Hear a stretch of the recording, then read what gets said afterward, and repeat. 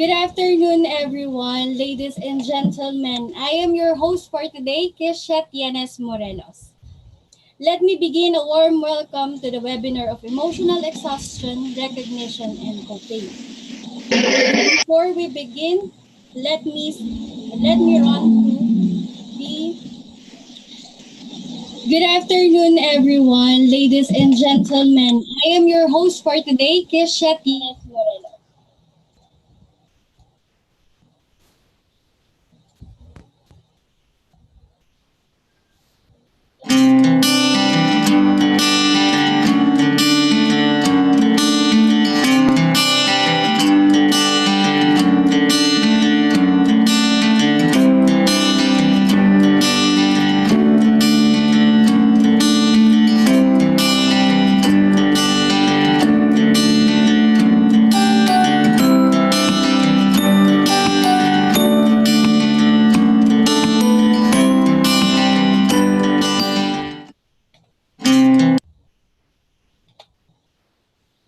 Before we begin, let me run through the house rules that we must keep in mind during our webinar. Please mute your microphones during the webinar. You may open your cameras. Please send your question through chat box. We will relay it to our facilitator for the Q&A. Kindly follow the format Q&A, example, new name and question. Answer all the questions in the evaluation form. Certificate of completion, we will be giving it to all who will Ay, kindly mute all the yes. Okay, let's start. Before anything else, let me introduce to you the company Run Vigor. Run Vigor is a stress control training and coaching center that builds capacity of individuals and organizations based on individual strength, productivity, habit, mindset, and heart set. We are the pioneer in the Philippines, established in June 10, 2017, and put mainstream in the beginning of 2020. Using updated stress control training materials, modalities, and skills specialized under Stress Management Institute in the health in the United Kingdom and the American Institute of Stress. We help individuals, companies, and families achieve optimum work-life balance. Our trainers that have been training stress management, personality development, career and administration dynamics, and goal setting since 2010 through the use of motivational talks and individual counseling sessions. The company's vision is to be the leading stress training and health coaching center in the Philippines. Our mission is to give motivations, integrity, and meaning to career performance, to facilitate harmony of relationship and success in the workplace, and to foster stable health and empowered relation with the families of professionals. Before we introduce our respected speaker for today, I request your cooperation with a simple exercise. Let's show through our hand gesture our own heart signs. Any hand sign shows the figure of a heart for a minute. Let's show our heart signs. Please open your camera for a while, for a minute, and show your hands heart sign. Yeah. People use the heart symbol to replace the word love in different cultures. The heart symbol unifies people as their heart grows together. Then they become cohesive with one another, which creates a stronger bond that nothing can break. Showing our love, respect, and care for one another will uplift our confidence and dignity. Let's spread the love. Thank you for your cooperation and let's begin with the webinar. for a minute. I know all of you are interested and waiting for this kind of webinar at this moment. We are all coping with the new normal that pandemic brought to us. However, we need to keep ourselves on track. We need to adopt and adjust little by little. Nowadays, some of us experiencing emotional exhaustion. As defined as emotional exhaustion is a state of feeling emotionally worn out and drained as a result of accumulated stress from your personal and work lives, or a combination of both. Emotional exhaustion is one of the signs of burnout. Let us know more about emotional exhaustion by welcoming and to get her insights about today's topic. Miss Alel Auxilios Kayanan is a registered nurse. She is a certified professional life coach diplomate of the American Institute of Stress, a diplomate organization stress management, a diplomate stress management training, a certified advanced law of attraction practitioner, and a human rights training specialist. Without further ado, let's welcome Miss Alel Kayana. Hello, good afternoon to everyone. We are happy to welcome you in this webinar called um, Emotional Exhaustion, Recognition, and Coping. So, we are to be focusing on our emotions for this webinar. How are you all doing today, dear participants? You can raise your hand if you want to agree or say yes or just say hi, hello. So we are being watched all over the Philippines, and also we have audience from other countries as well, and we are happy. We're so happy to have you on board. Okay, so what we will discuss right now is a really important factor that we must all learn. Okay, so I will share my screen. Okay, I'll share my screen here. Okay, there. Can you see? Can you see the PowerPoint presentation? Yes? Okay, great. Okay, so let's begin. Before we go with our other icebreakers, because this is going to be a very interactive webinar. Okay, because that's one of the expectations that you mentioned in your when you filled out the pre-webinar survey, and we also thank you for answering them. They will guide us how to serve you better and how to help one another, right? So here's the overview for our webinar. First, we'll define what emotional exhaustion is. Number 2, causes. Number 3, symptoms. Number 4, who are at risk. Number 5, where it might lead. 6, tips for recovery. And the last offer, the exciting treat that we're going to offer to you is the group training and coaching opportunity. Because, dear participants, we believe here at Honor and Vigor that in anything, we have to know who we are dealing or what we are dealing with. Like in COVID-19, we cannot see it, right? Same as emotions. We cannot see emotions, but we know that it is real, and we know that it affects greatly how we handle and deal with everything that's around us, right? It's something that that's why nowadays mental health is being highly advocated. It's because in the past, history says that it's one of the most neglected aspects in human beings, the emotions, the mental health. Okay, so for this one, emotional exhaustion, we need to define and know what it is so that we know how to manage it and we know how to deal with our own emotions and prevent being exhausted in the end. Okay, so what is the current situation? So here I will ask our participants to unmute and share what they think and what they know about the current situation, because we are all very surprised with what's happening right now. So I want to hear some voices to share what's going on right now.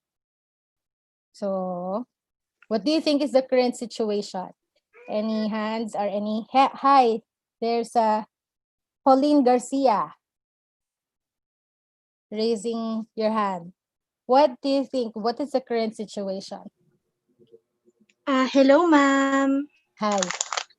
Ah, I believe po kasi ngayon po, sa current situation po natin na may COVID-19 nga po pandemic is, based sa mga kabataan din po, madami sa mga kabataan ngayon ang, yung sanay na lumabas, gumimik, madami sa kanila ngayon yung na hindi nila ma-feel na yung paggala nila. So, feeling nila exhausted sila, feeling nila, wala silang way para makagala. Ngayon po, dito po sa amin sa case,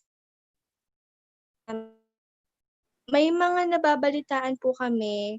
Actually, work ko sa municipality namin na may ilang cases na ng sa mga suicide. Mhm.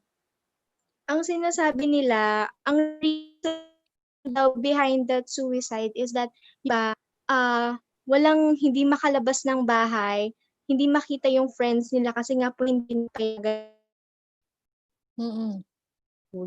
lang. Yung iba, hindi sila makahingi ng pang mobile data nila, yung mga ganun po. So yun po, yun yung na ma-share ko lang today. Yes. Okay. Thank you for sharing. Salamat, Pauline Garcia. So Pauline is part of the youth, diba? The youth sector. And it is true, no, that suicide is a common thing that the youth sadly they think about right now, because as what I mentioned, all of us, lahat tayo, all of us are surprised, with what's happening right now. So there's a huge change in our lifestyle, the demands of life right now. And kasi we have this comfort zone, we will discuss that later on. We have this homeostasis and we are in a state of balance because this is how it's go. And then suddenly a huge thing came in and we all had to adjust and get out of our comfort zones. So that is why it is really important to get in touch with our emotions, Pauline, guys. Yeah, so diba? For our youths there who are listening, also to professionals, because we also have professionals who are listening right now.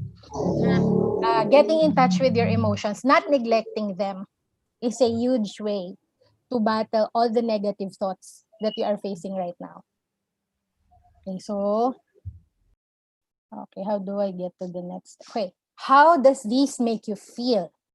So, Pauline mentioned, no, the current status dun sa point of view ng youth, because they have their yung nakasanayan, they're used to going out, spending time with their friends, and suddenly wala. Now, I want to hear another participant sharing how does it make you feel, or people you know, your friends. Ano yung feeling? Would like to know the emotions that surface, because you see here on the slide we have different emotions. There's sadness, happiness, anger, and worry. So what's the main emotion? Okay, as Pauline is raising her hand again, so are there others who want to share too? Ish, or is it just Pauline? Ish? Miss Jen? Let's hear from others, Pauline, and later we'll hear you out. Yes po.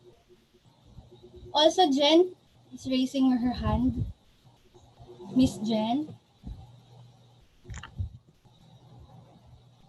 Please unmute your mic so we can hear you. Miss Jen?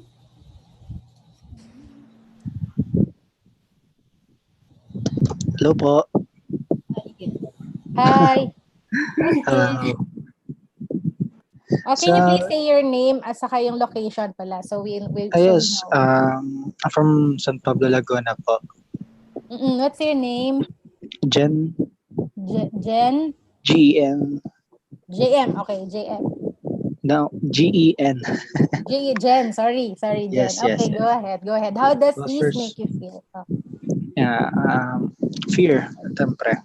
May Mm-mm. fear, and then uncomfortness, comfort, uncomfort, and pero andun yung ano din, siyempre. Yung drive na mag-strive din out of this situation talaga na although nandun nga yung takot pero we must move on na parang ganun yung sa akin nararamdaman ko na yes, nakakatakot na doon sa current situation pero you need the feeling na we need to survive talaga na yung Mm-mm. drive na mag-survive talaga. Ayun, sa Yes. pag-iingat nga po and everything. Mm-mm. Especially sa amin na on-site pa rin sa work po. Yeah, so you're working right now, Jen. Hindi po. Every weekdays po. Oo. I mean, oo. On-site naman po. Dahil yun nga, sobrang ingat din po. And ayun, makapag-provide pa rin sa pangailangan sa bahay po. Mm-mm. So, okay, thank you for sharing your feelings, Jen. Yes po. Thank you rin. Oo, because Jen belongs to the working population naman, dear participants. No, so we have here the younger generation, and we also hear the working population, and the emotions that he raised was fear. So another any other who would like to raise their thoughts? There are two okay, sino ba? Who are raising there? Cannot see here eh. Ano ba? Is Miss Vanessa is raising her hand. Vanessa?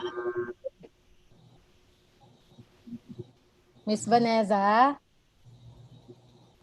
please unmute your mic and share how do these things make you feel? What's happening right now? Hello? Then can we go to Miss Ivy? Sige. If she's ready. Ivy, Good afternoon po. good afternoon. Ivy, you're from From La Union po, ma'am. La Union. Okay. For me po, ma'am, as a health worker, nurse po dito sa La Union po. Hello po. Yes. We hear you. Ma'am, sobrang sad kasi. Kasi I am working at COVID ward area, ma'am. Sobrang hirap ng situation, ma'am, ngayon kasi nagjo-duty ka sa COVID ward area na hindi ka nakakauwi sa bahay ninyo, hindi mo makasama yung family mo, friends, mga loved ones mo, ma'am. Sobrang hirap mag-adjust, ma'am. Tapos po, ang hirap mag-adjust every day, ma'am, kasi hindi mo alam yung daily routine mo na nagagawa mo dati na pwede kang umuwi sa bahay mo, kasama yung mga family mo. Yun lang po. Oo. So we also heard the voice of one of our medical frontliners. So parang it's a mixed emotion, ano? It's a Opo. mixed emotion kasi you're protecting the patients, but at the same time you also have your own emotions to deal with. Hindi ba? For your own health, also for your family. Yes. Also, that's a huge thing that we need to look into. So, kailangan hindi natin pabayaan then we should not neglect our own selves, our own health, mental health, okay? Any others who would thank you for raising your voice and I mean raising your thoughts and sige, sino pa yung gustong mag-share ng feelings nila? Can we go to Miss Charmaine? She's raising her hand. Yes, ma'am. Hi, Charmaine. Where are you from? From Santa Rosa, ma'am. Sige, how does this make you feel? Para sa akin po, ma'am, nafe-feel ko po ngayon, ma'am, is yung takot po na dala po ng pandemic na to, ma'am, kasi pwede ko pong um, parang pwede po ako makadala ng virus at pwede ko maipasa sa pamilya ko habang po ako nasa trabaho po. Mm-mm. Parang uwian po baga. Oo, so nagwo-work ka din. You're also working. Oo. So it's we heard another working professional. So thank you for sharing your thoughts.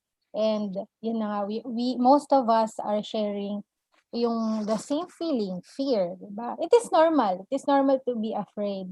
You know, it is said that yung courage is not the absence of fear, di ba? It is facing your fears. So we need to face whatever we are feeling.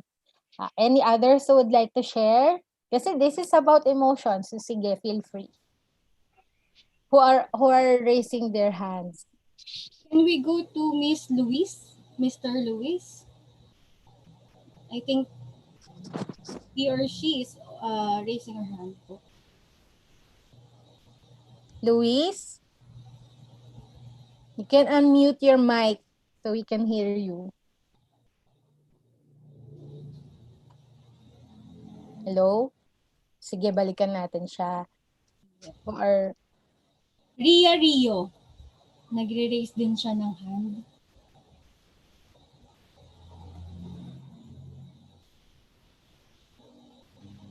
okay, sige. Let's move. Okay, Pauline pala, Pauline. You'd like to share your how these make you feel? Sige. O sige, later na lang siguro. Okay.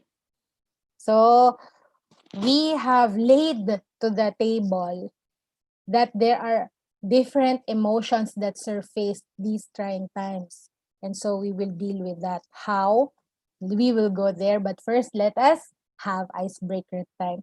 Diba kanina, earlier, Keisha asked us to make this heart sign. So now let's pose for a family portrait, and Keisha, we'll take a photo of all of us as a memento of our get together and support session right now. And by the way, we are also being watched on YouTube live right now. So for those who are participating via YouTube live, hello and good afternoon to all of you as well. And you're all welcome to participate too by typing into chat box dun sa YouTube. Okay, sige, let's pose for a family portrait, virtual family portrait. I'll stop muna yung ating ating sharing. So, we can go to portrait. Just smile. You can show your videos and smile. Please open your video po. Sino lang yung mga nag-open ng videos? Okay.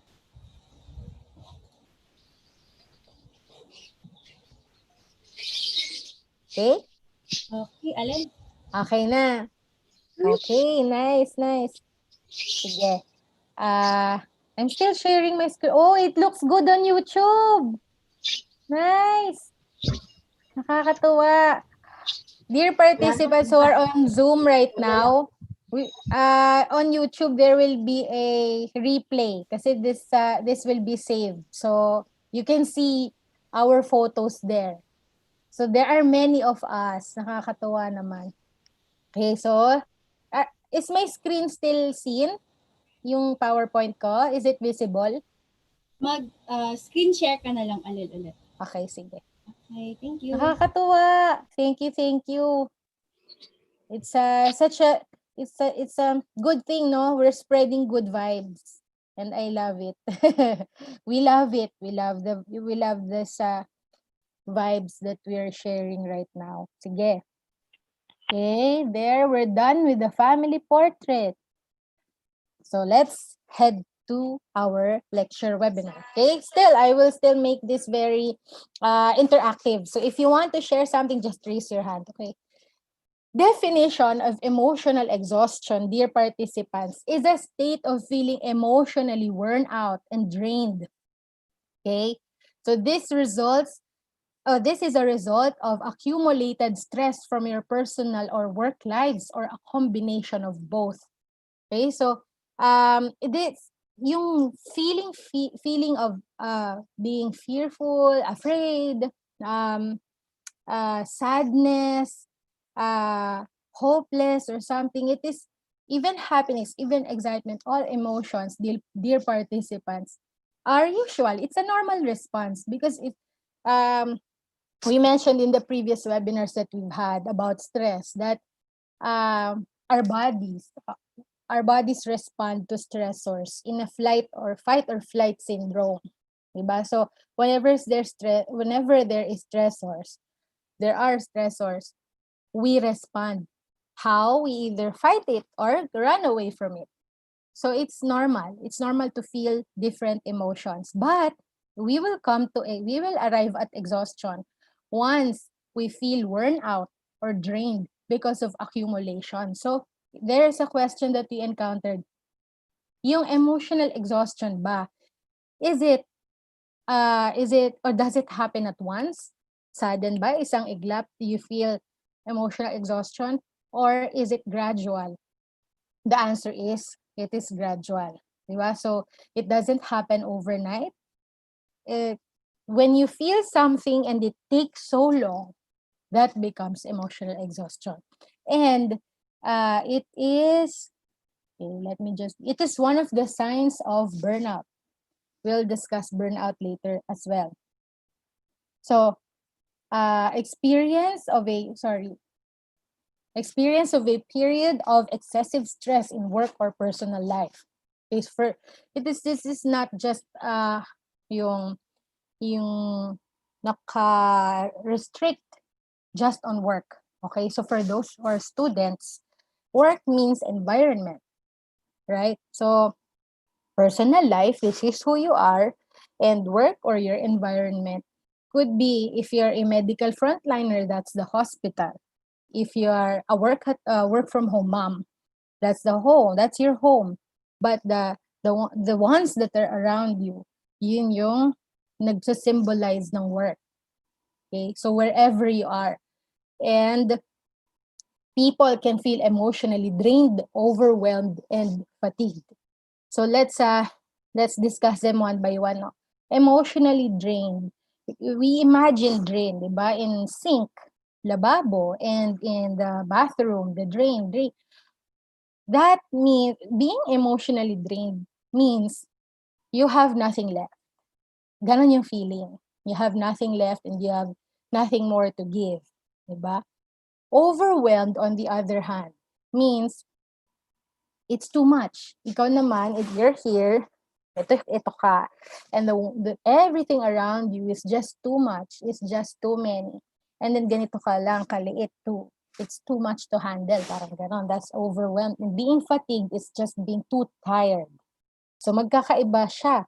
And you feel, those feelings are what consists emotional exhaustion. And that's what I mentioned earlier. It builds up over a long period, although people may not notice the early warning signs. That's why we gave this webinar for all of you, dear participants, because right now, especially for those who are working, we might neglect our own emotions and we might not know it, but we might lead there to emotional exhaustion. Okay, so we have to know the early warning signs or the symptoms. Okay, but to delineate, just like we have always said, we at Vigor Stress Control are not a therapy clinic.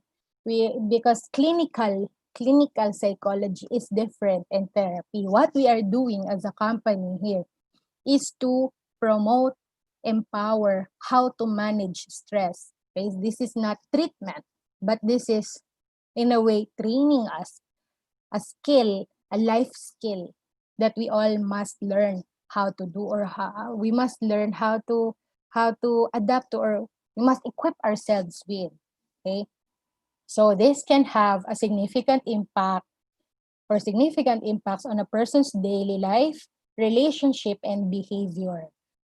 So we might think, no, for those who are working na, okay, I need to focus on work, or I need to focus on what, for those who are, also, as those who are not working are also stressed out because they have nothing to do. So they tend to just get stuck, no? And you might notice, dear participants, that okay, I'm giving my all to my work, but kamusta naman ako? 'Di ba? So how am I doing with my own self? How am I to my family? Paano ako sa asawa ko? Paano ako sa anak ko, or sa mother ko, or sa father ko? 'Di ba? So we have to take care of ourselves as well. And for us to be able to be successful in dealing with preventing emotional exhaustion, be aware, then tackle. Kilalanin, know your for us to defeat it. Like COVID, di ba? COVID, we cannot see it. But we can defeat it by being aware. So that's what the government is doing. They make us aware so we can do something. Same with our emotions. For us to tackle and deal with it, we must be aware. Okay? So that's a definition. We now know our enemies, yung kailangan nating i-prevent from going and destroying our psyche, or our wellness. Okay, so we move to the next part. But before that, let us recap. And do you have any questions before I recap? Any questions muna? Wala? Okay. If you have questions, just raise your hand. So just for recap, we defined emotional exhaustion. That it is not, or does not happen in a snap, progressive siya. It takes time to build up. Okay, number 2, causes of emotional exhaustion. Ano ba yung dahilan? There is no one single cause, but it is yung sabi natin, it's not a cycle, it's a juggling, the band playing, di ba? Band playing, it is a synchronization of several factors. Here are some common factors. Going through a significant life change, such as divorce or death of a loved one. Being a caregiver or belonging to the medical front line right now. Especially those who are faced with the actual, like IV earlier, di ba? So, it is a great factors. That's why we need to be mindful. We need to help each other out. Also, experiencing financial stress, having a baby or raising children. What's wrong with having baby or raising children? They're cute. They're cute, di ba? But it falls into probably things that you cannot do because you have to attend to the baby or the raising children. So it all boils down to breaking the homeostasis, the homeostasis. It's breaking the balance of your life. Okay, so being homeless, juggling several things at once, such as work, family, and school, living with a chronic medical condition. So health is a big factor as well. Health, work, relationships, di ba? Working long hours and working in a high-pressure environment. High-pressure environment, it could be many things. It could be construction. It could be paperwork. It could be computers. It could be people. Okay, so any environment that demands highly of your attention, of your resources, so those are high-pressure environment. Okay, what's the formula? Okay, this is not a numeric formula. I would just like us, all of us, to have a clear picture, okay, a visualization of how this goes. Stress, okay? So let's give an example of stress. Let's say fever. Diba? Fever, kakabahan ka na. You'll be nervous when there's fever. It could be another type of infection, but fever itself is worrisome na. Stress, okay? Multiplied by days, months, or years. So it takes time, as what I mentioned earlier. It takes a long time. You have fever for 1 day, and then it became 2 days, 3 days, 4 days, 1 week, 1 month. Wag naman sana. But the point here is, the longer the stressor is, the longer you're faced with that stressor, the higher the chance. No. But you divide it with stress tolerance. Stress tolerance is how you deal with it. Your capacity. That's what we are increasing right now in this webinar. We are increasing our stress tolerance by equipping with the stress management skills. But if that fails, we tend to become overwhelmed. Now, belief in lack of control, yan, dear participants. Okay? Pay attention, please. What are the factors that deal with, that contributes to stress tolerance? Belief of lack of control. Once you believe that you cannot control it, your response to it, your stress tolerance becomes low. Okay, so you have to believe that you can control it, the response. Okay, not like, of course, we cannot control COVID spreading, but our response to the things that are happening. You have to believe that you have the capacity to control your response. Okay, and there is balance of self-care and life's demands. Here you are. Ang hilig ko sa ganito. Okay, so here you are. You have this homeostasis. You have balance. Okay? Here is your comfort zone. Now, this is life all around you. There are life's demands. There are financial demands, emotional demands. Okay. What are the basic needs? Food, water, shelter, clothing. Diba? Socialization. So, all those life's demands, once they overpower your self-care, the way you handle yourself, that's where stress tolerance becomes low. So, how? We need to increase our belief. We need a stronger belief that we can control our response, and there has to be a balanced self-care. Okay? Kumbaga, we will rise up to the challenge. Ganon.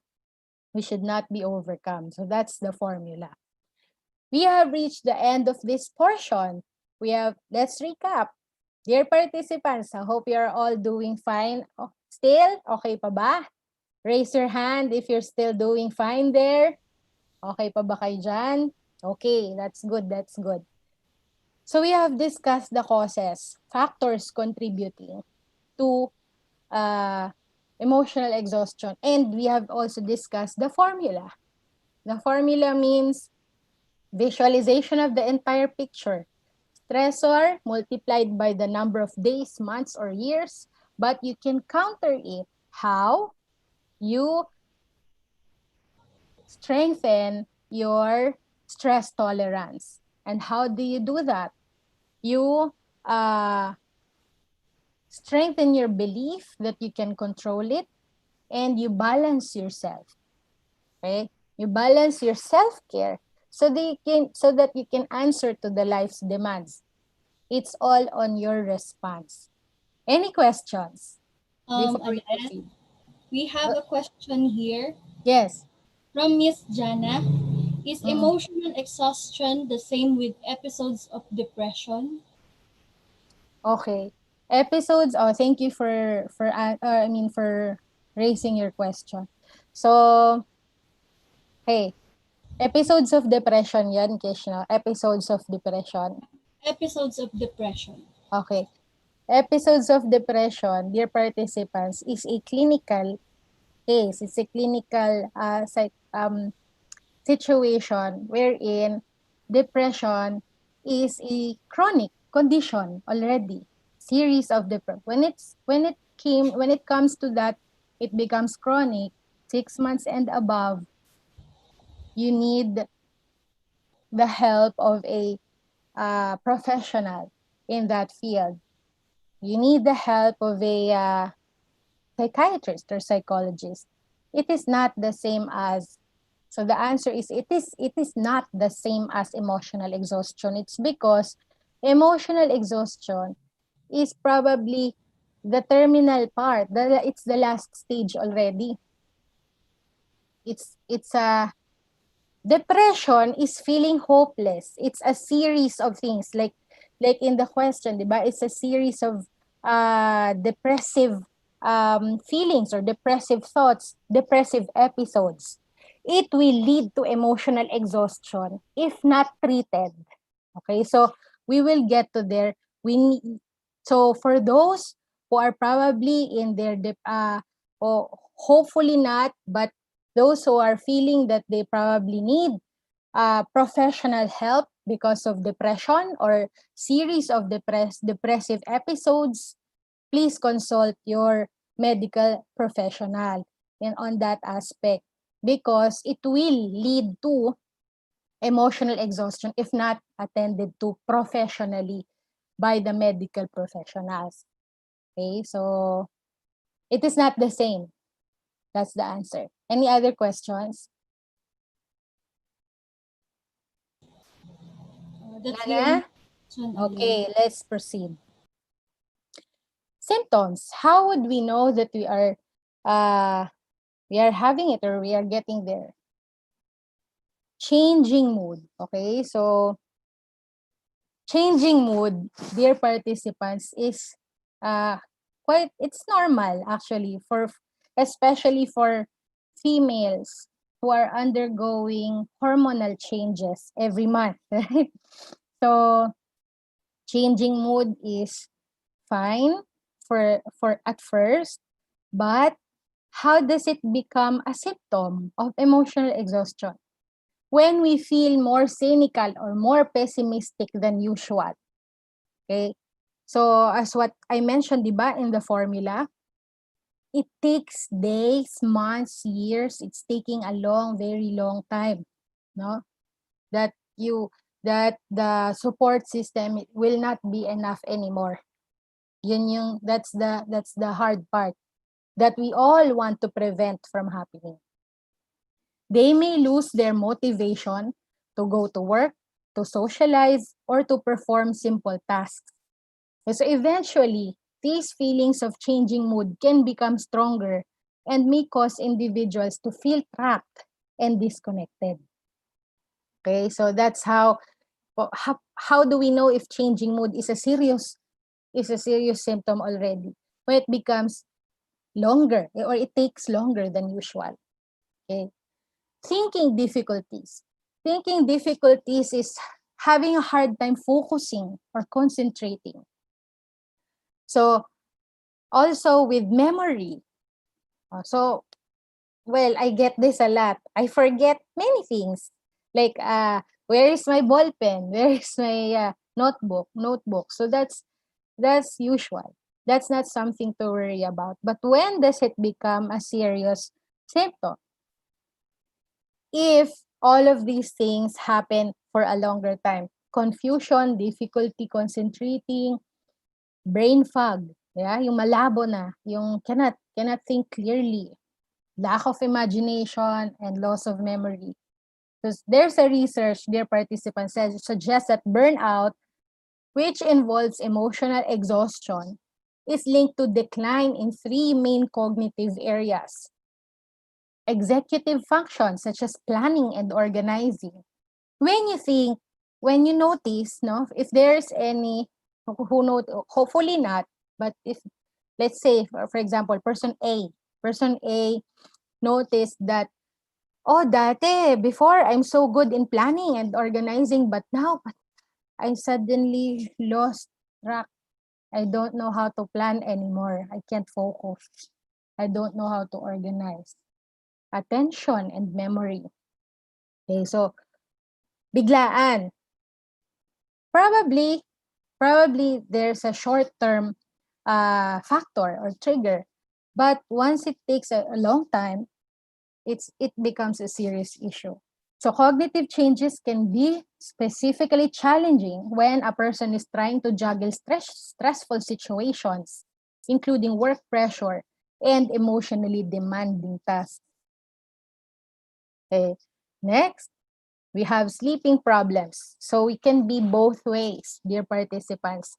No? Lack of sleep or no sleep, or too much sleep. So for those who sleep too much, don't think that you are free na, that you're safe, no? Because sometimes sleeping too much is also not a good sign. Sleeping too much can mean an escape to reality if it takes a really, really, really long time. So kailangan yung formula na ipa-visualize sa atin kanina, earlier, that there's a stressor and then it takes a long time. So that's how you will notice it. Okay. And if you notice that there's changes, like for example, for this week, you slept, you found it hard to sleep na at nighttime. And then the following week, sobrang tagal, sobrang haba ng tulog. It's not regular. Okay? So that's something that should catch our attention too. Also, people with emotional exhaustion also feel physically fatigued and may have difficulty falling asleep or staying asleep at night. Otherwise, they may oversleep in the morning. So, difficulty in focusing. Okay? Low mood and brain fog can also make it difficult to get out of bed in the morning or make it through the day. So, that's it for sleeping. Let's go to physical changes. Physical changes, changes in appetite, digestive problems, bloating, headaches, heart palpitations, and weight loss or weight gain. Why? Because emotional exhaustion will, as what I mentioned, it's a lack of focus. So you have no time to attend to your basic needs. So lack of sleep, and then you're not eating well anymore. Okay. So the physical changes will be there. Next will be the effects on work and personal relationships. Physical, emotional, and cognitive changes can affect a person's relationships and their ability to function in their home or workplace. Example, dear participants, you have less ability to connect with others on a personal or emotional level. It is important that we can communicate well our feelings. For example, you are disappointed. Okay? You're disappointed. It is important to make the other person know clearly what your emotions are. Because this is one of the yung problems with relationships, workmates, friends, diba? Even family members who cannot understand what you're going through. What they can see is how you, like for example, there are persons who shouts lang, bigla lang, or cries, or hindi magsasalita, just like that. So, it is important that we communicate well. But before we communicate well, we need to be aware of our own feelings and we relate it very clearly. But when there's a time na we cannot communicate clearly, that is already a sign that we should watch out for. Okay? It's hard to relay our emotions. We find it hard to connect to others. There's increased rates of absence from work. Okay? Wala na tayong motivation. Also, lack of enthusiasm in work and personal life. Wala ka ng gana. You're not motivated anymore. low self-esteem, and missed deadlines. It's like you don't care enough. Or you don't care na. Okay, so those are the signs. So that's the end of this portion. Let's recap. We have discussed the causes, the symptoms, first changing mood, diba? If there are longer episodes of sadness or pessimism, okay? Difficulty in focusing, okay? Sleeping problems, too much or too less, and irregular sleeping patterns. Physical changes. Wala namang sakit. Wala naman tayong sakit, no? For example lang, the results are normal, blood results are normal, x-ray is normal, but we just feel sick. So, and it takes a long time. Effects on work and personal relationships. We find it hard to communicate well with others. Those are the symptoms, common symptoms that may lead to emotional exhaustion. Any questions We before have we proceed? we have question here, Alel, Mm-mm. from Romel Amarile. Mm-mm. Nakaka-contribute po ba nag-toxin positivity sa emotional exhaustion? Baka toxic. No, Toxic toxic. positivity, nakaka-contribute ba ito sa emotional exhaustion? Toxic positivity. First time kong narinig yung term na yan, but that's Romel Amarile, can you unmute? Toxic positivity, does that mean overly stimulated? Yung sobra kang masaya? Parang ganun ba? What do you mean by toxic positivity? Yung ano po, yung lagi po natin sinasabi na maging positive ka. Yung parang hindi po natin ina-acknowledge yung feeling po ng isang tao. Parang lagi na lang po tayo naka-positive to the point na nagiging toxic na po yung pagiging positive na binibigay niyo. Okay. Yes. Yung over na siya. Over na yung Yes po. positivity. Okay, sige. I get it. Thanks. So what's the question again, Miss Keisha? Does toxic... Nakaka-contribute daw ba ang toxic positivity sa emotional exhaustion? Okay. It depends on the perception of the person. For some people, Romel, toxic positivity is good. It is a good therapy. And for some who wants to be aligned with what they are feeling, diba? Those who are more aware that, like for example, hey, I feel sad. Diba? May mga ganun tayong friends and families or colleagues, diba? People that we know na depends on the personality kasi. So, may iba na they want to tend to their hurting hearts, and then may iba who wants to forget it. May mga ganun eh. So, we differ. So kasi I cannot answer that with 100% absolute ba? There's no absolute answer, but generally, okay? Let's answer generally na lang. But this answer does not apply to all kasi magkakaiba tayo. We have different personality. So generally, toxic positivity it may contribute to our topic, that's emotional exhaustion, generally, because what we are driving at, our main advocacy, our main message here in this webinar is for us to get in touch with our emotions. And we send a message that it is healthy and it is normal to feel sad, worried, afraid, because once you neglect that, because that's as what I mentioned earlier, that's one of the most neglected, diba? The emotions. There is a need to be recognized. That's a human that's a human necessity. If you have heard of Maslow's hierarchy of needs, diba? The basic is the physiological needs. The next is the love and security. So security, that's where it comes in. You need to feel that you belong somehow, or that someone is recognizing you, or you are secured. So, also there, nandun din sa Maslow's yung social belongingness. That's part of the human necessity. So, yes. But to some people na positivity works for them and it makes them feel encouraged, it does not. It does not contribute uh, to emotional exhaustion. So generally lang naman po yun. But it does not apply to all.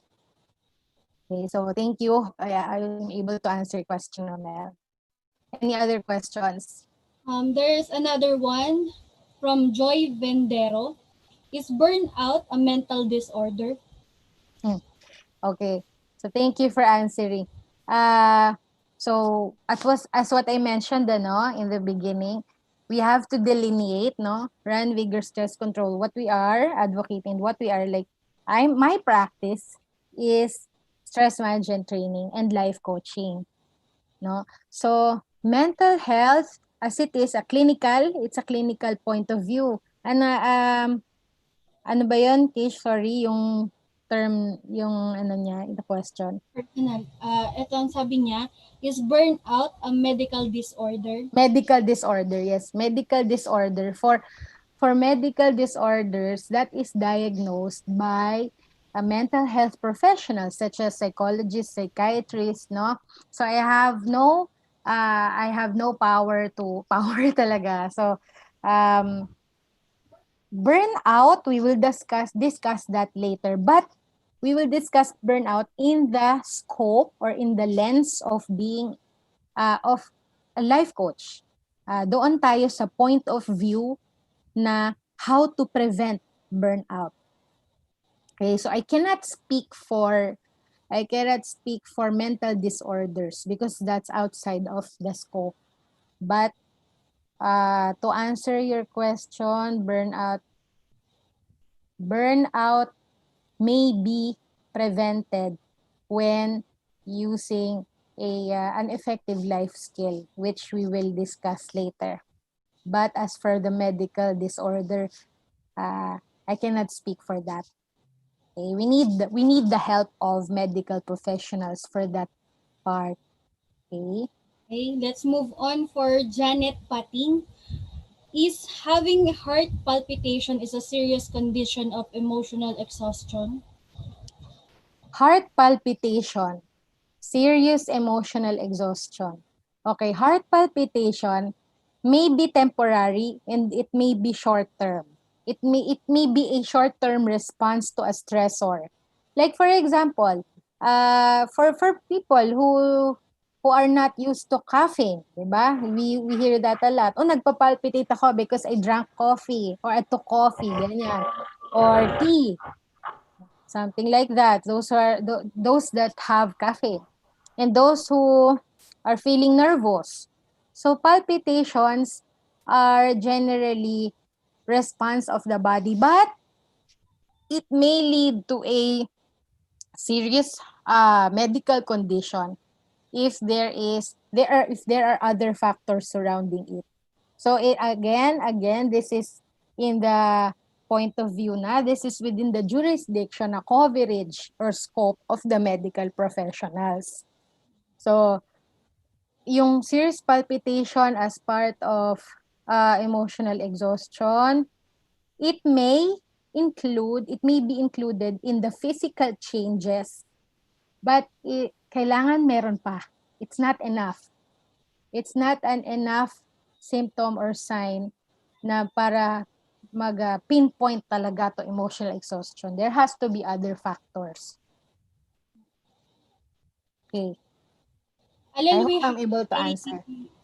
Alel, we have a psychology student na kasama sa ating Sure, webinar. sure. Those, sige. If we have, recommendation niya not to hide your emotion under the rug kasi it may cause daw a mental illness or may chance na sasabog ka or in case na yes. hindi mo na talaga kaya. Okay, sige. Sige, let's have them. Let's hear her or him.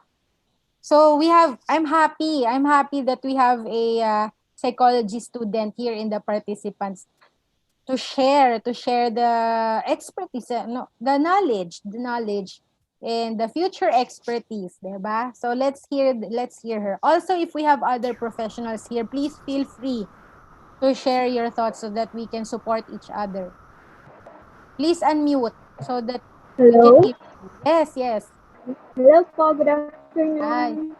I'm Good psychology afternoon. student from FEU. Hi. Good So, afternoon. So, go hello, ahead. good afternoon. I'm recommending na we're facing a health crisis in this time of pandemic. I recommend everyone lang na hindi naman, I mean, what I'm saying with this, I recommend not to hide your emotions under the rug. Kasi nga po, it can cause mental illness na it's okay to feel something if you're feeling sad or if you have anxiety. But the important thing is, wag niyo pong tinatago yung emotions niyo kasi maybe sometimes sasabog ka rin and that's the worst thing na could happen. I agree. Thank you. So, we have to be mindful, ano? Kailangan kasi it has to be controlled, di ba? Yes So, po, exactly. once it gets out of hand, that's where the problem comes in. So, yes. That's what's her name again? Vanessa po. Vanessa. Okay. Thank you so much, Vanessa, for sharing your thoughts and your knowledge about the field of psychology. Sige. Other questions? None at the moment. Ayan. Okay, sige. Let's proceed. Who are at risk? Okay. Teka. Why is it not moving? Anyone. The answer is anyone. No one is, shall I say, I cannot say safe. No one is free, totally free. No one is totally free and resistant to emotional exhaustion. Why? It's because all of us have emotions. Diba? All of us are subject to disappointments. All of us are subject to changes. Okay? So, just as much as we have emotions and we have responses, all of us have are prone to having it. Okay, so aside from that, we also have demanding jobs. Diba? I remember Jen kanina, who shared that demanding jobs, it brings fear because he has to go outside. Also with Ivy, our medical frontliner, who's every day fighting the battle of the pandemic. So the risk of emotional exhaustion increases for anyone who works in a job that they don't like, has a poor job fit, not aligned with their personality, with their wants, with their needs, so with their skills and capacity. Long work hours feels a lack of control at work. Okay, perfectionism as well. Perfectionism, as what said here, perfection is stagnation. Individuals who strive for what they see as perfection on one or more areas of their lives are often experiencing emotional exhaustion and burnout. Because there are several studies, dear participants, that cited perfectionism is a risk factor for these conditions. Perfectionists are more likely to put themselves under excessive stress by taking on more than they can comfortably manage. Okay, so for in the eyes of a perfectionist, everything must be in 100% order.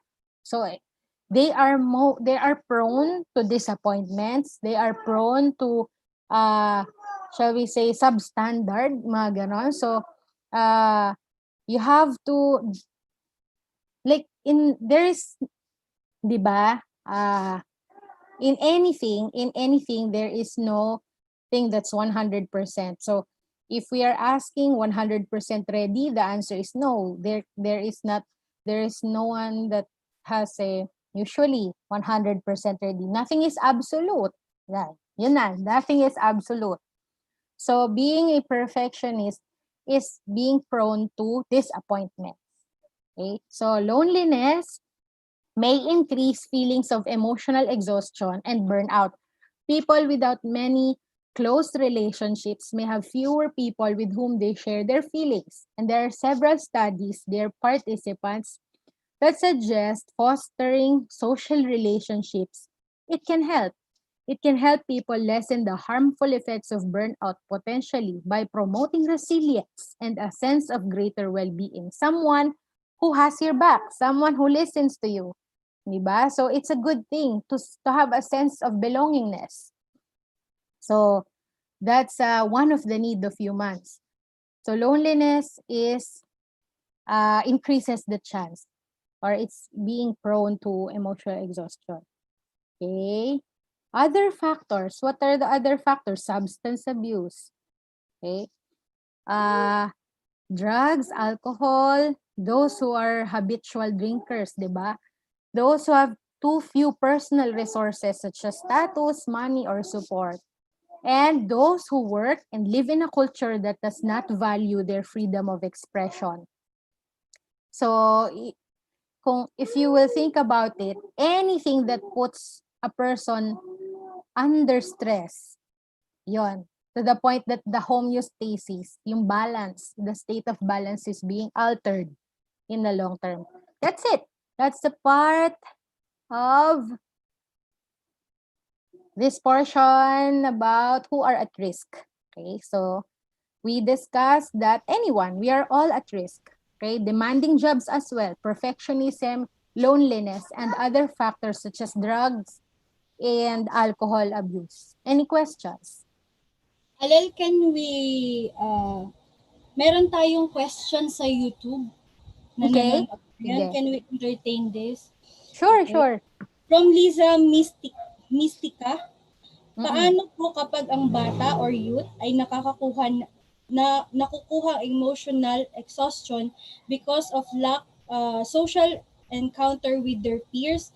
How are we going to change this kind of mentality of them? Yes. Okay. So for children, the key here, kasi we are all confined in our homes, di ba? So thank you for your question pala. Thank you for others who are in YouTube. You're also welcome to share your thoughts and your questions. The answer is we can open up social media and phones, technology to them. That's the good thing about this, di ba? Like right now, you know, dear participants, before this pandemic, this training center, Run Vigor, Stress Control Training Center, we conduct trainings face-to-face with companies and with individuals. And then right now that we are all confined in our homes, we are all here in our homes doing webinars, okay? Also for those who are working. And let us not deprive our children with that. So for our children who want to spend time with their friends, they can do so. Let us make them understand na that diba, although it's really hard, it's really hard. Especially for myself, no, I'll share. I have a baby. I have a 10 months old baby. And before this pandemic, we used to bring him to the malls, to Enchanted Kingdom, outside, so he can see lights, diba? But now I cannot bring him outside.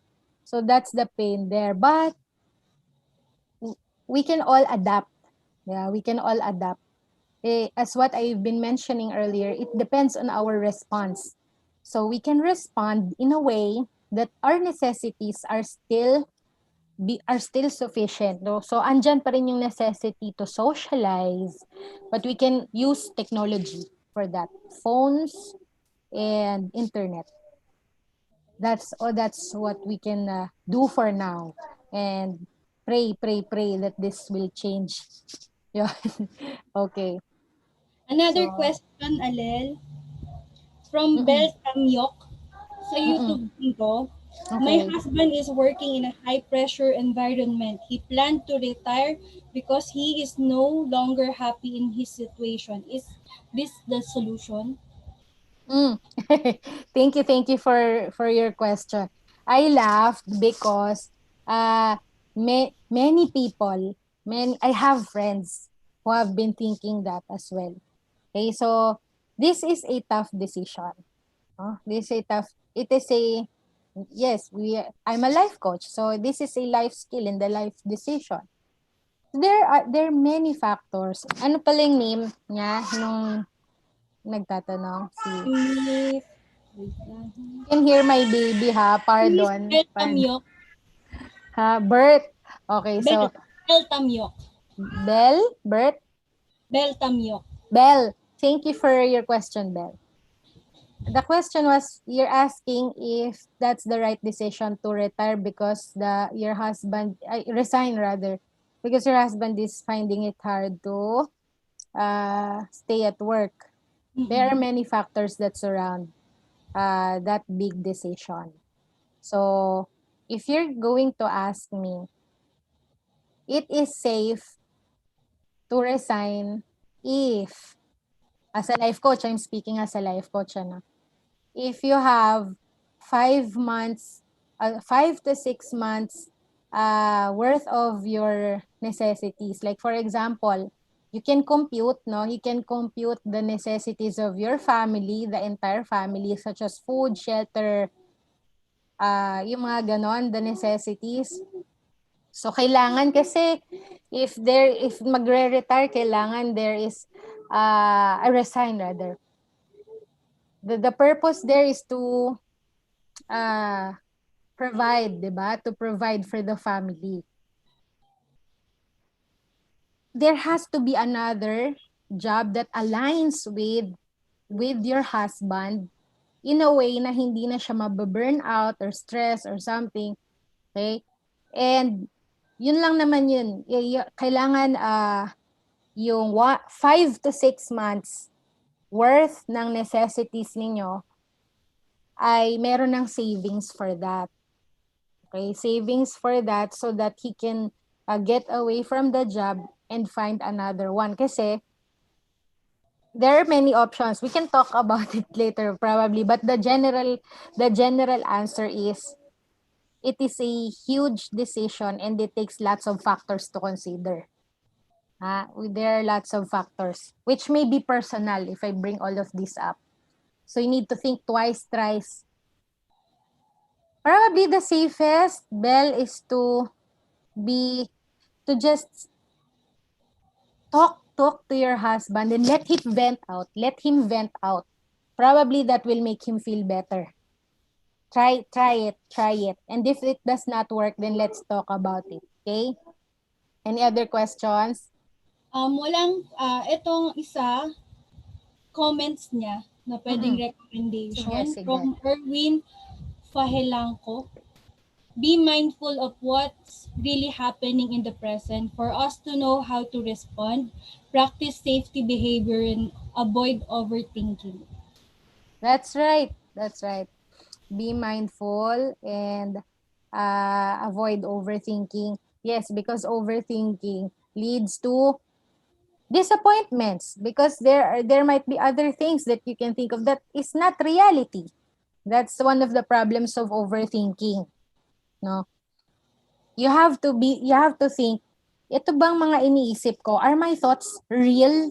Big sabihin, tomorrow, baka ganito. And then kinakabahan ka ngayon pa lang. But, it's not there. It's not real. It's just a thought.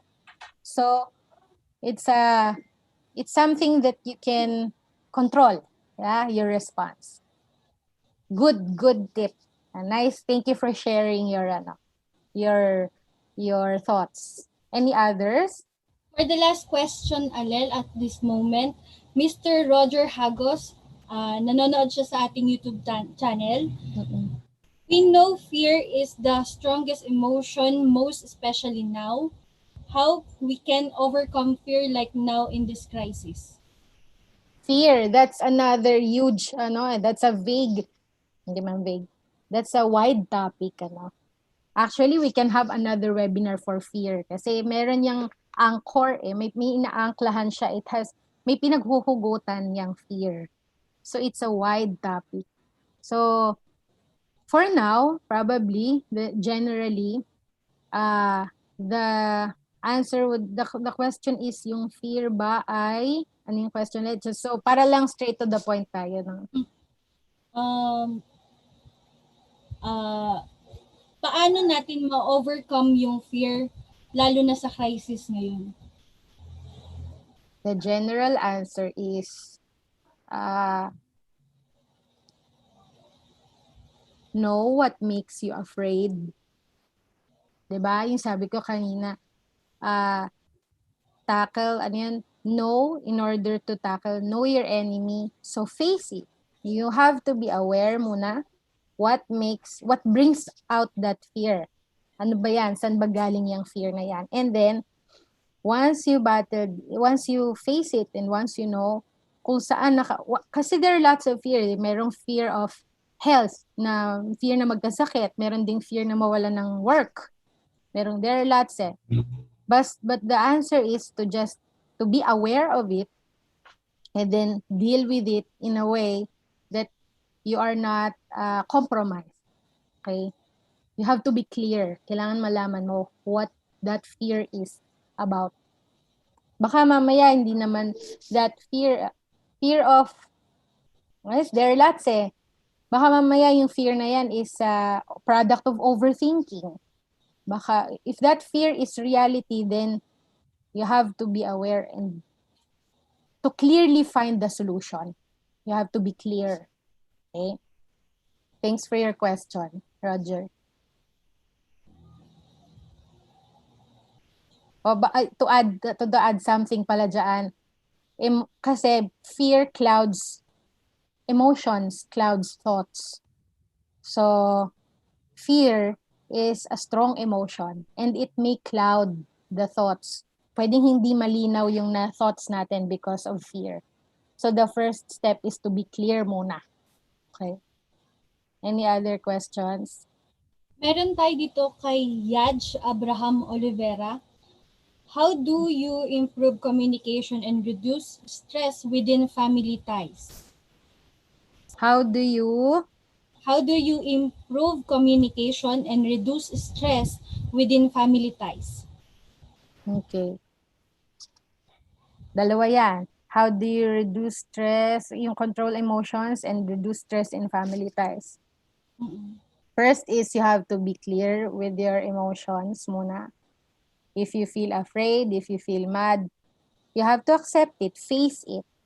And then, when it comes to your family, you communicate and be open. But you do it in the right timing because your family members also have their own emotions. Diba? Just as much as we have our own, we have also to respect other families' timing.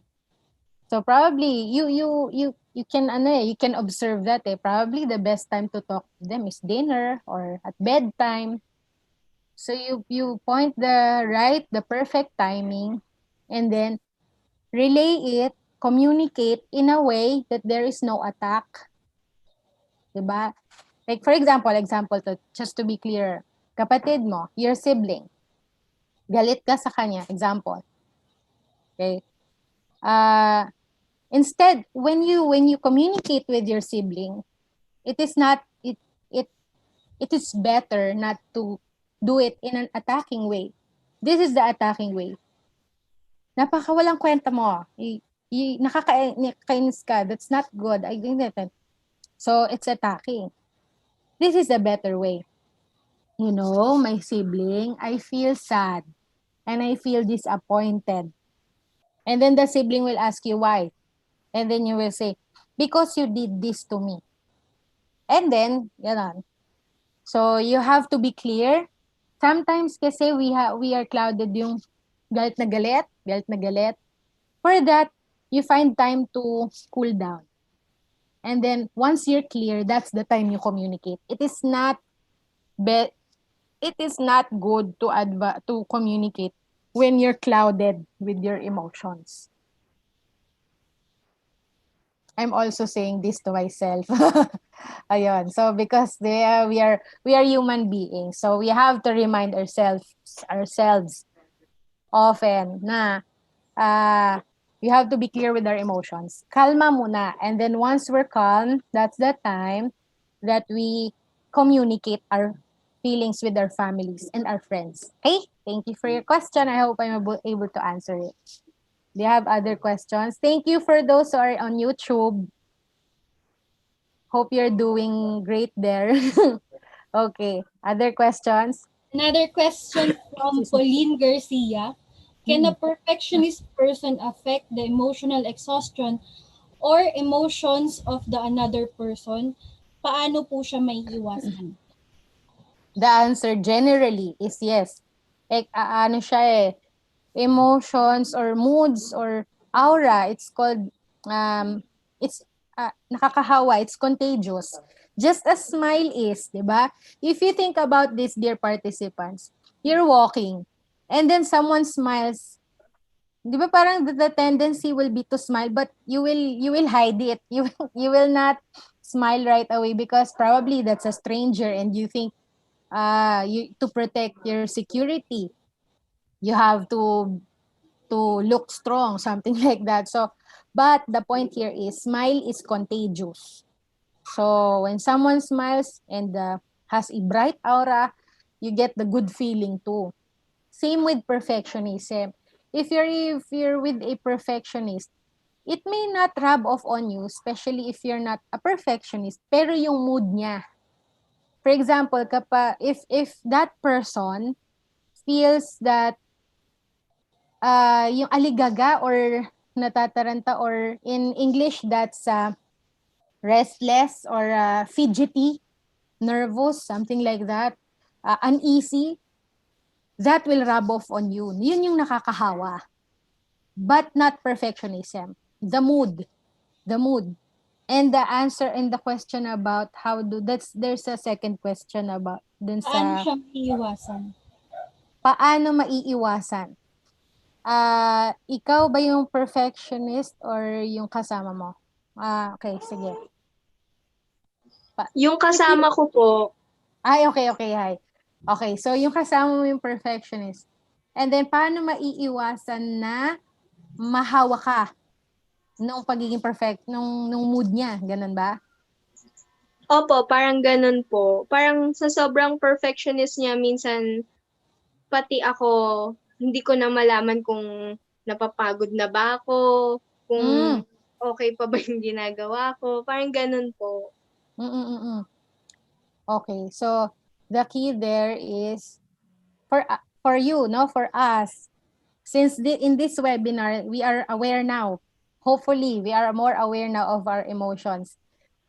So for that, kung sino yung mas aware, siya yung magsa-step up. So sa case na to, ikaw ngayon yung magsa-step up. So paano maiiwasan? Remain calm and remain focused on the situation. Like halimbawa na siya, hindi mo sure, you're not sure kung tama pa ba, you can ask the person, and just agree, no? Kasi, what do you think? Or something, ask questions ba? Probing questions. Do you think that will make it good? Okay po.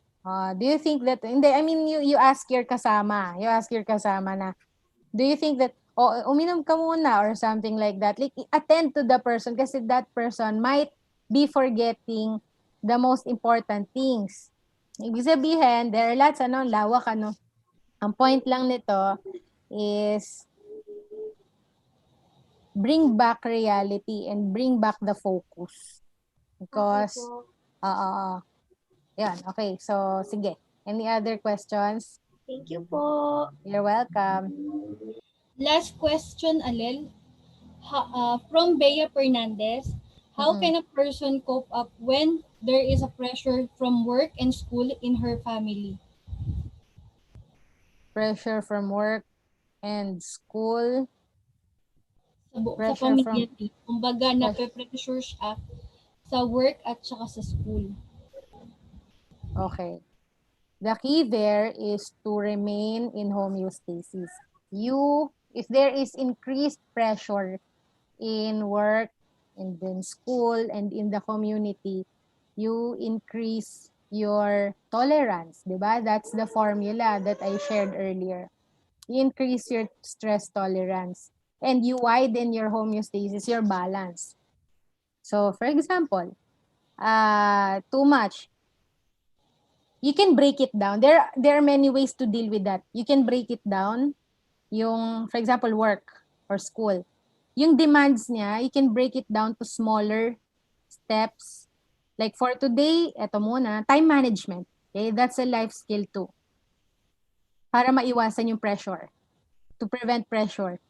So time management, this is what I should do from 9 to 10 a.m. Ito, 10 to 11, ganon. Time management and focus. Yes, that's the answer. General answer. You know, dear participants, kasi if you noticed, ay napaka-elaborated kong mag-answer, di ba? Because there are lots of possibilities to the questions. Kaya parang sumasanga-sanga ako. But I try my best to give you the general answers. But the general answers may not apply to all. Yun. Sige. Do you have any other questions? We can proceed na alin. Okay. Questions. So, Amen. wala na. Where it might lead. Here's part 5. Malapit na tayo. Okay, so where it might lead. Emotional exhaustion can lead to feelings of anger and irritability, anxiety, apathy. Apathy means wala ka nang pake. You have no response. You have no emotions. Wala ka na. Ganyan na lang. So, apathy, depression, failure. So, I mentioned, this came out sa question kanina, diba? Emotional exhaustion and depression. So, kanina, ang answer ko was, series of depression will lead to emotional exhaustion. Says here that emotional exhaustion can lead to depression. So, it goes hand in hand. So, depression is a medical clinical case that is best discussed by a mental health professional. Failure, lack of motivation, hopelessness, and pessimism. Diba, pessimism, na-mention din yan kanina as a symptom. But now, it is said that emotional exhaustion can lead to pessimism. Diba, pwede siyang mag-cross eh. It's not absolute. Pwedeng may mauna, pwedeng may mahuli itong isa. So, people who experience uncontrolled anxiety, depression, and thoughts of self-harm should seek help from a doctor or therapist as soon as possible. That's what we've been saying always. For those with clinical symptoms, best to consult, seek help from a medical professional. We now go to burnout. Emotional exhaustion can lead to burnout. In fact, it is one of the symptoms. No? The other two are alienation from work activities and reduced performance. So where did burnout start? Dear participants, psychologists first began using the term burnout in the 1970s to describe the effects of severe stress on helping professionals. Pag sinabing helping professionals, noon to 1970s, these are the medical healthcare professionals such as doctors and nurses. So sa kanila nag-a-apply yung burnout before the 1970s. But today, people use burnout, the word, to describe the results of chronic stress on anyone. Even so, no clear definition of burnout exists.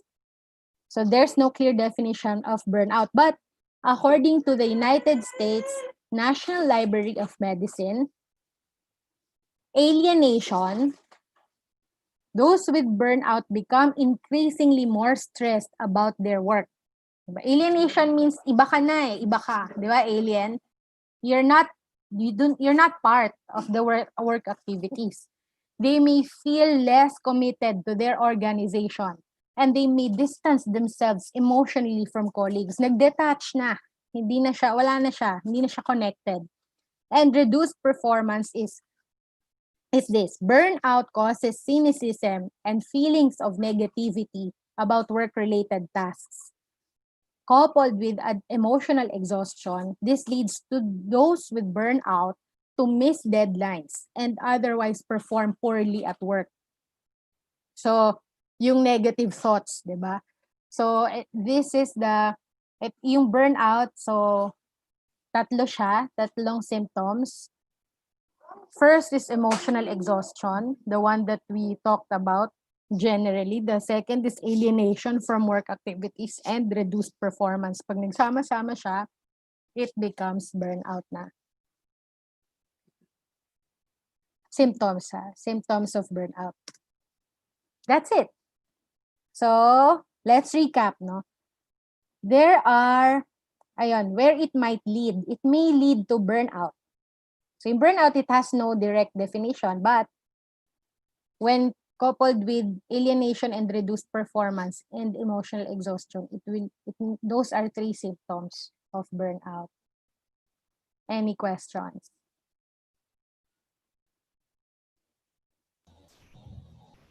Wala? Okay, let's proceed. Tips for recovery. So dear participants, we have discussed, diba? We now know who we're dealing with, what we are dealing with, emotional exhaustion. We have to be aware of our feelings, aware to and tackle. Be aware and tackle. Okay? Kilala na natin siya. So how do we recover? So hindi na siya, this is in any order. Connect with others. It is important to increase our support system. Okay? No man is an island. It is important to be able to communicate our emotions to any person, trustworthy person. Make healthful lifestyle choices, healthy habits such as exercise. It brings out happy hormones, endorphins. Yan, mag-glow yung cheeks ninyo. Really, if you eat well and exercise and listen to happy music every once in a while, yung every morning, no? Kasi that's what I do. I'll share to you, no? I do meditations to sleep at night para maayos ang tulog. And then when I wake up in the morning, welcome the day with a smile. Healthy habit. See therapist. As what our one of our participants na si Vanessa, the psychology student, no? We have to connect and seek the help of a therapist if really needed. No? It is not, kasi there is a stigma that we must break. What's that stigma? When you seek psychiatrist, it means there's something wrong with your mind. That's not true. Okay? So for all of you, our dear participants, it is okay to seek psychiatrists and psychologists. It does not mean that anything's wrong. It just means that you are caring for your own mental health, and that is good. Because that mental health is not seen, but it is real. Diba? Practice mindfulness, focus, change your attitude. So meaning, attitude is your response, is your personality. Things that you can improve on, diba? Maintain a good work-life balance. Increase your homeostasis, your balance. So para mas kasya sa'yo, para hindi ka ma-overwhelmed with the stressors around you. So that's it. But we can help, okay? So that's where we offer and provide our services, okay? What do we do? As what Keisha mentioned in the introduction, we do have individual stress management. How? We give you the theory so you know what you are dealing with, the skills and the techniques of stress management in a logical and systematic way. Because stress management, dear participants, it is a skill. It is not a general lang na when, diba? We all know stress management. Stress management is thinking good, positive thoughts, something like that. But it is a skill. There are really techniques that are proven to work if you do that. So we train the skills. It consists of 8 sessions. and each having as its core digital audio na may lecture and relaxation techniques. And we also provide organizational for organizations, schools, and also corporations. We have to provide stress audit. That's the standard of caring for the manpower, because the manpower is the greatest resource, di ba? To care for the employees or the workforce of the company. So to prevent litigation and to prevent issues with the employees and also care for their welfare. We have to take care for the welfare of the employees, di ba? We provide techniques that are used. Actually, the tools that we use are already being widely utilized by the health departments like the DOH in the UK, and that's called Health and Safety Executive. They already have standards, dear participants, on stress management. They have standards that all the companies must comply with in order to take care of their employees. So that's what we are providing here in our country, that we must have a standard to promote and to care for the mental health and wellness of our workforce. Aside from that, we also provide coaching. Okay, we have 11-step one-on-one personalized program. So this is one-on-one, customized based on your personal capacity. So di ba I mentioned earlier, it differs from one person to another. So we focus on one person in coaching, using your own pace and sustains you for life. And we also have smoking cessation. This is healthy habit breaking and habit formation. We focus and target training and coaching programs to cover all aspects of smoking and how to fully control it. And we have assessment, handouts, and guidance from belief, psychological addiction, and nicotine addiction. And after these skills, you will find it easy to easily combat it and stop it, smoking. Here, that's any questions there before we proceed? Okay, sige, let's proceed with, this is the last part actually, and this is exciting, okay? We're launching this only today, okay? Starting today. Group stress management training and coaching opportunity. It is now open and we invite you to enroll today. So the training, group training, dear participants, will start next Saturday, August 22. And di ba, what I mentioned earlier, the individual stress training is 8 sessions. So from August 22, it will continue to run weekly for 8 weeks, for 8 sessions. So if you wanted to improve your decision making, increase productivity, reduce personal stress, connect better to family and friends, have more value, balance, and happiness every day, then this training program is perfect for you. So it is for 8 weeks, okay? So lahat na, everything in the package we included here for you. Controlling information overload. So if you suffer from information overload, we can teach you the skills and the techniques how to handle it. Staying calm and in focus despite the uncertainty.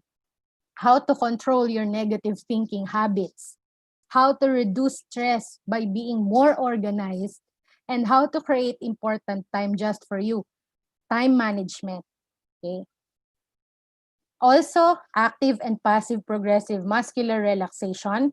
That's a technique. Introduction to cognitive behavioral therapy. It's another way of viewing the many things, emotions, thoughts, and behaviors. Learn what lifestyle elements can be changed to reduce stress and many more. Plus, we included bonus quick group coaching. Okay, so this is worth 35,000. Yung group coaching and dear participants is really an investment for self. So that's worth 35. But we included that here and we make it really affordable for all of us. Because the main goal is to help and support each other out. So income is not an issue. right now. What the issue, the main message is to provide support and help for everyone. Okay, so what you're getting in this bundle, if you noticed, we dropped the rate, di ba? Our usual rate for individual stress management coaching is 1,500 per session, but it will just be 210. So includes quick coaching program for free already, because the main goal is to provide all the support that we can give you. Okay, so it has stress management training and quick coaching starting next Saturday, weekly for 8 weeks. So how much is it?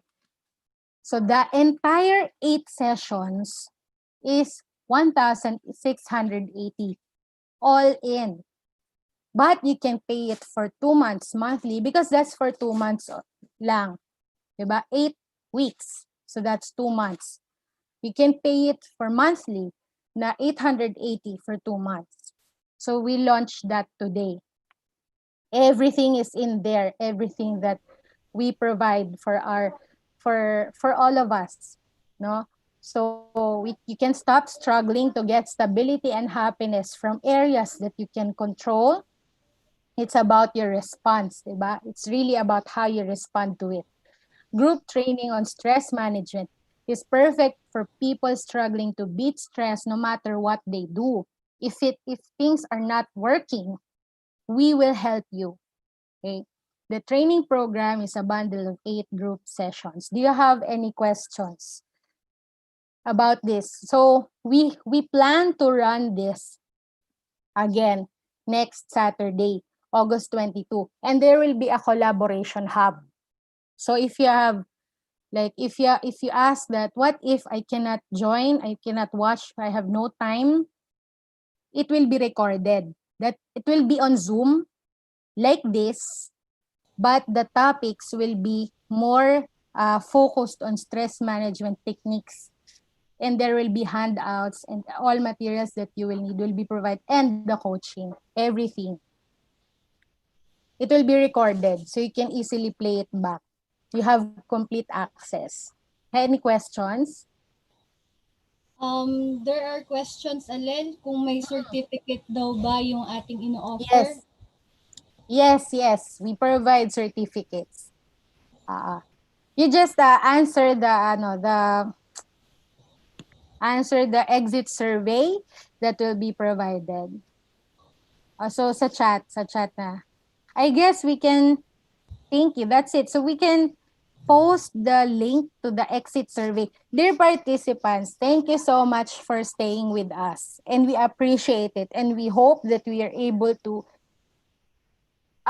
increase awareness and help you, guide you probably how to think clearly in these times and start focusing on ourselves and our emotions. Para doon, my baby, probably is he who wants to speak too. Okay, sige. So we really appreciate your time. We appreciate your time, and we promise to stay here and to continue to give you the support about on how to handle stress. Okay, so yes, the answer is we will give you those e-certificates to the email address that you will provide in the exit survey. Okay, so you put your information there. Please double check the spelling, first name, last name, and the email address. Also, if you would like to take part in our training next week, we would love to have you on board. Okay, so if you notice, the price for one session is 1,500, but we brought it down para it's just 1,600 something.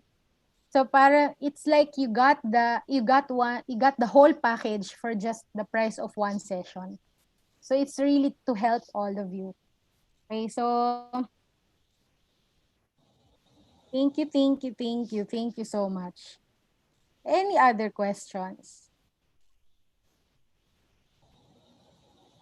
It's learn.runvigor.com. That is where Okay. I'll give you the link. That is where you can access the group training opportunity and coaching that we will give. We will give you the complete package. Okay. Starting next week. And by the way, dear participants, once it starts, no, August 22, that's 2 p.m. as well. And once it starts, no, 8 yan 8 weeks, weekly yan for 8 weeks. We will not accept any other enrollments. So we have 1 week. So starts now hanggang Friday. Okay, so now until Friday. And then Saturday, we will start with the 8 weeks training sessions, group training sessions, and coaching to cater to all your stress management and coaching needs. Okay, there's a question. I see it. Ma'am, Okay, sige. We can talk about that. You can email us. Okay, sige. For all questions, no, about our services, we are happy to answer you. Please email us here, support@runvigor.com. We will answer all your, and you can also put that in the exit survey, things that you would like us to know. We provide trainings, yes. The first training is that there, yung August 22, next week. Thank you so much. Any other questions pa about the training? Okay. How long does it take to recover from emotional exhaustion? It depends. It really depends on the person. For this one, I prefer a one-on-one assessment. Okay. Please email us in the email address provided. There's a question Okay. with Fevelin Marfe. Ilang oras daw ba ang training natin? Okay, sa group training natin is 1 hour. Okay. That runs for 1 hour, more or less 1 hour. What does it compose? Number one, it starts with the theory, what the technique, how to have a proper mindset. That's the first part. Second part is to assess all of you about your stress level. There will be questionnaires that will be given. And then you will answer that and you will have scores. So dun sa score na yon, you will know, ganito pala yung stress level ko. So ganito pala yung dapat kong gawin. This is what I have to do. Because for me to address the stress level. Because most of us are not aware. Sobra na pala yung aking stress level but I'm not aware of it. How do you see it? It affects your work. It affects your family. It affects your health. And you might not know it. So it's really important to have a stress score. So we will give that stress questionnaire score. And also several things such as depression tendency score, to know if you have tendencies for that so we can seek help. And the techniques, there are lots of techniques that we are excited to share to you. Seriously, dear participants, there are lots that we, here in the Philippines, it's not really, hindi pa siya ganon ka widespread, not as much as other countries are doing it. So it will really be helpful for us here in this country. Na there are lots of techniques. One example is square breathing, how to focus, how to have better time management, yung habits.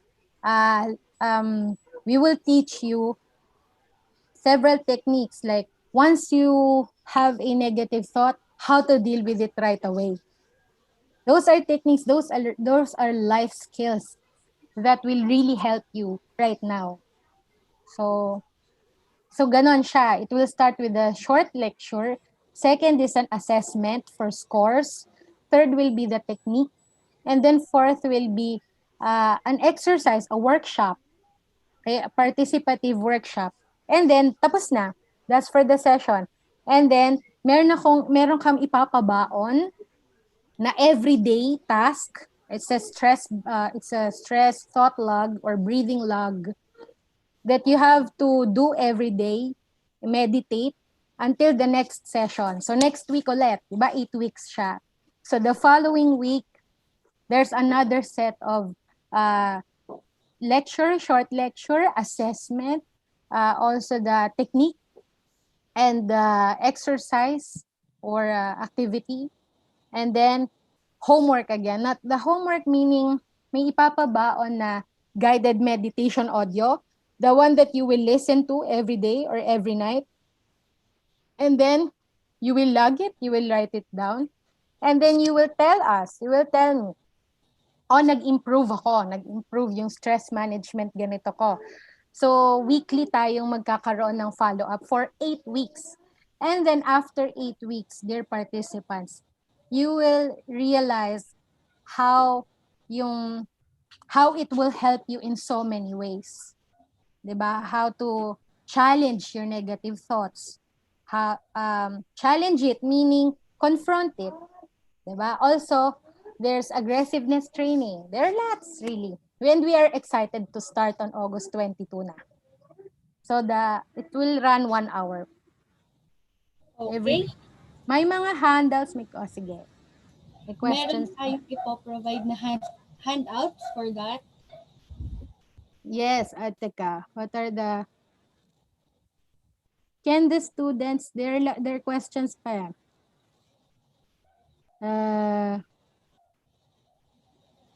Can the students experience burnout or experienced only by professionals? Yes, it can be experienced by students. Anyone can experience it. Okay? Not just by professionals. Lahat po tayo ay prone dyan. Okay, so meron pa eh. Upon finishing this session, yes, a copy of your presentation. Yes, you may. Just email us because we do not yung talagang distribute the PowerPoint, but you may request. Okay, you may request here. That's our email address. You may request for the PowerPoint. We will give it so that you can use it too. If you're educators or if you're teachers, so you can use it too for your students and for your learners to help them too. So interested po sa training, may mga handouts po bang? Yes, meron. Okay. The answer is yes. We will give lots of things. Okay. Number 1, you will have a copy handout of the lectures. Number 2, you will have a copy of your scores. There are questionnaires, diba? Assessment scores. So you would know your stress score. You will have a copy of that. And the evaluation. How prone are you to depression? How prone are you to develop illnesses because of handling stress? Yung ganon, yung tendencies, you will have copy of all those things. You will also have copy of yung audio guide that you can listen to, guided meditation, muscular relaxation, passive and active, how to handle how to motivate or challenge your thinking habits, time management, lahat yan, audio guide will be given to you. And ano pa ba yung ibibigay? Worksheets, diba? The last part will be activity, group activity or exercise.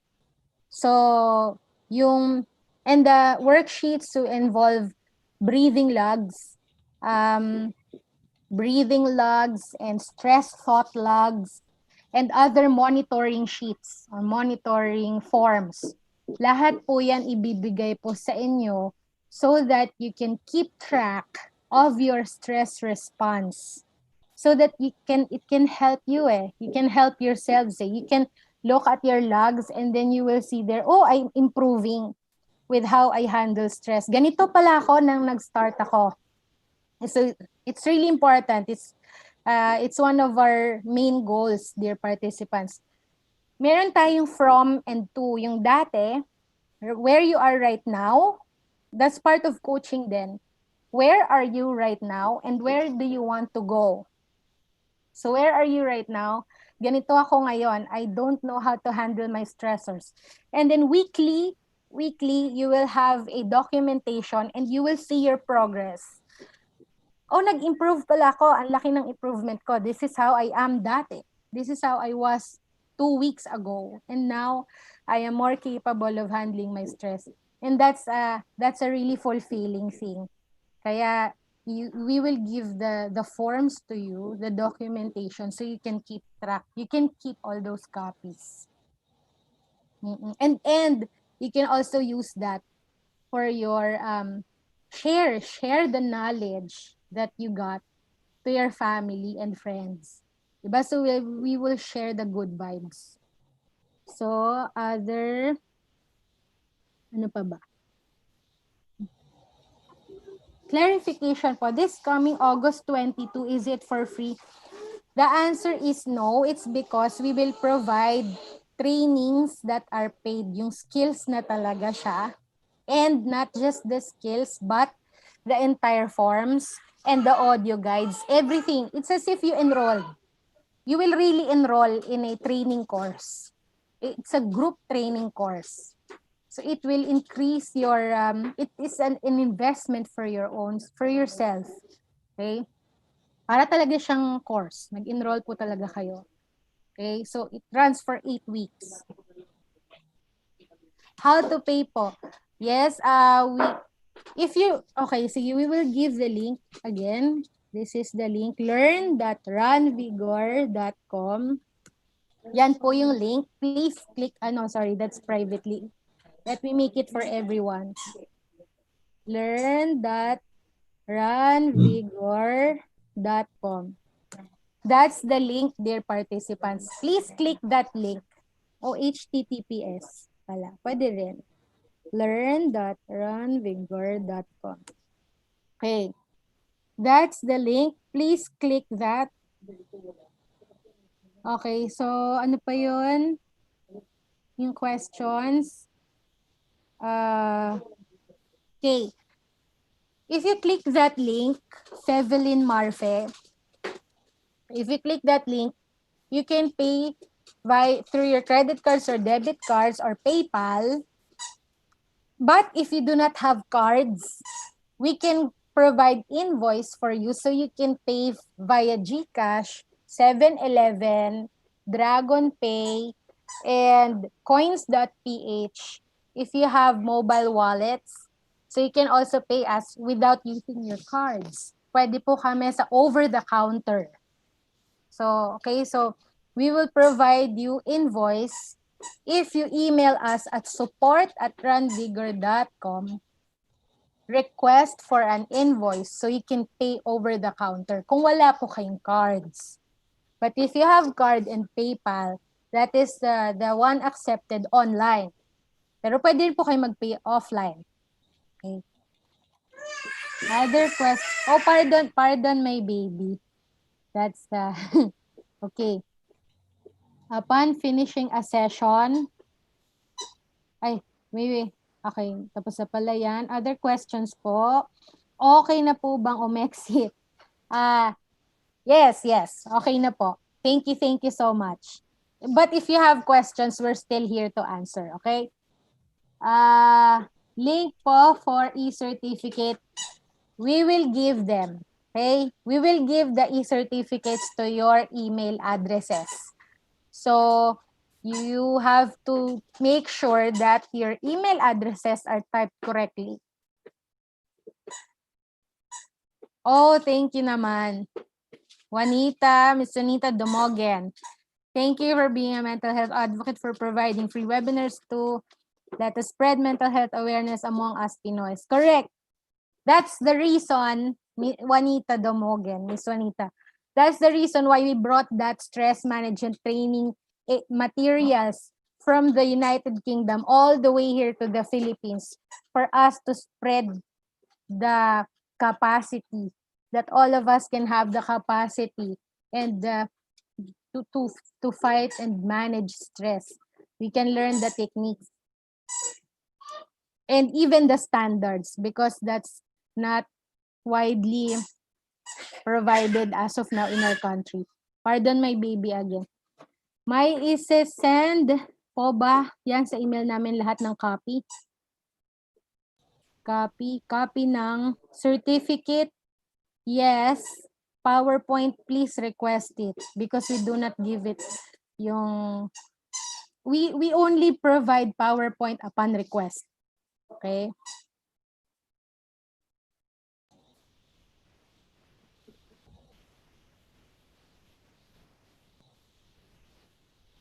When I had my daughter visit a psychiatrist, the persons who reacted negative were lolo and lola. Di naman daw siya nasisiraan ng ulo. Exactly.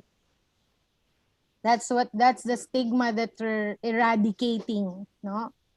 Yes, Anita, na it doesn't mean craziness. In fact, crazy is not it's not even a valid term. Diba? It's a condition. It's a condition that needs help and assistance. It should not be something na they will put you down because of that label. Diba? Does the certificate include duration? Yes. Duration, 2 hours na tayo, no? Yes, 2 hours. Kailan po mare-receive? Please give the staff a period of time. Probably 1 week. Okay? 1 week. Thank you. It was great webinar, especially this time. Correct. My problem is not the load of work by the co-workers. Diba? So there are lots of issues at work. Do you also conduct life coaching certification? I'm interested. Let's talk. Okay, let's talk, Clarence. Okay, for those who want to communicate with me privately, here's my private email, alel@runvigor.com. That's my email address. You can email me there. So, ako mismo yung makaka-receive. Okay. Please email me, Clarence De Dios. Please email me and let's talk about it. Okay. Any other questions po? Again,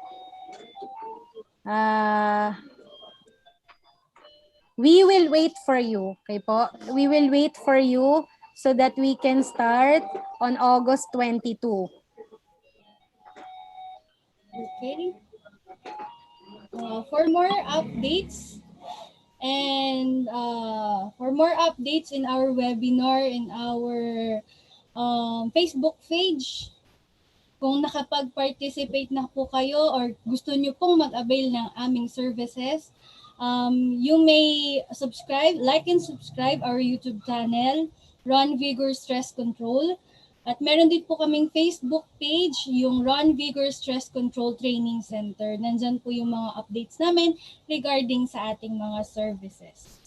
Hope you will put in practice the lessons that we've learned from this event. Thank you for your time and effort to be with us in this webinar. And the other part is, maraming salamat po. Ito po si Mike. And po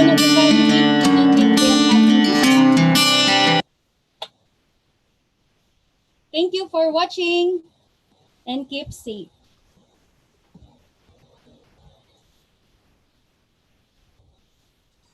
Thank you po sa lahat. Maraming salamat.